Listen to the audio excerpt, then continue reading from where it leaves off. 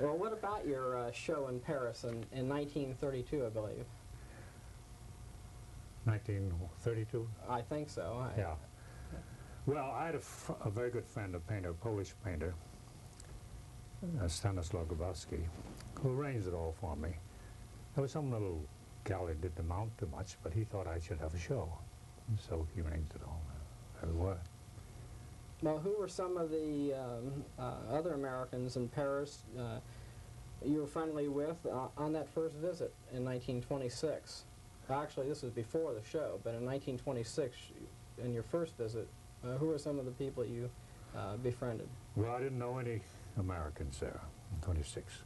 As a matter of fact, at that time, we didn't stay too long in Paris. We went to Vienna, spent a few months. Mm-hmm. Then Italy, you know, a grand tour sort of thing, you know. Well, about your second visit to Paris then in 1931, can you tell us a little bit about the artistic climate? Well, yes, the modern art movement was really going then, Matisse and Picasso and those people like that. I didn't meet many of the French. My wife and I both spoke German very well. Mm-hmm. She was brought up with it and I studied in school. So we met by accident, partly by accident, we met South Americans who spoke German, Polish artists, a lot of Polish artists, and they practically all spoke German. So we sort of went into that kind of a crowd, not the French and not the Americans either. Mm-hmm. Did you have much formal art training when you began painting? None. Did you spend time at any kind of classes in the early 30s in Paris? Well, in Paris in the 30s, I went to something called the Grand Charmier, which, for the model, and if you know, it cost like 50 cents a time, and if you wanted instruction, it cost extra. First of all, I didn't have money, so I didn't take the instruction. Well, I don't know whether they're helping or not. I think basically art is self-taught. Mm-hmm. They can teach you something, you know, but... Well, then the fact that you were self-taught, or basically self-taught, did this influence or have a bearing on your becoming an abstract painter as opposed to something more representational, or were you influenced by the abstract work that was being done by other artists in Europe at that time? Well, there must have been that influence. I saw the abstract work in Europe more than I did in this country.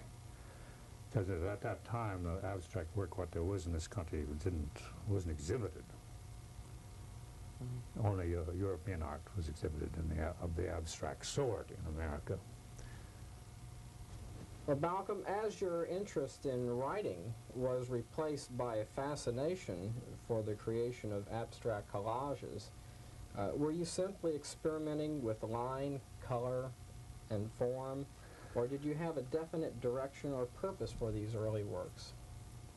Well, it was a pretty general purpose to make good paintings, and I was interested, as you say, in the formal elements of the work, line, plane, composition, that kind of thing, you know, very much.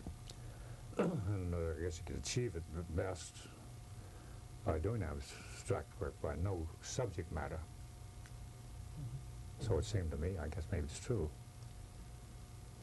By the mid-1930s, you and other sympathetic artists were seeking exhibitions.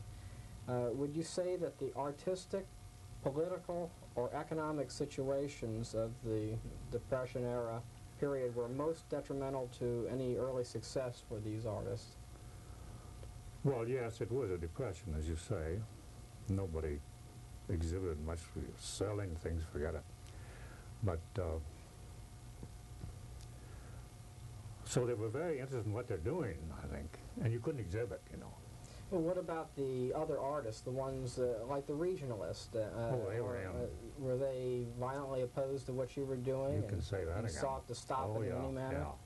Yeah. And and they couldn't stop it, but they could keep us from exhibiting. It also seems that there was a great nationalistic pride during this period, and that anything Yes. coming from Europe was thought to be anti-American. So That's right. So Big maybe enough. the political too. That Yes. so Just- really you had to fight on three fronts to At achieve least. any kind of success, at least.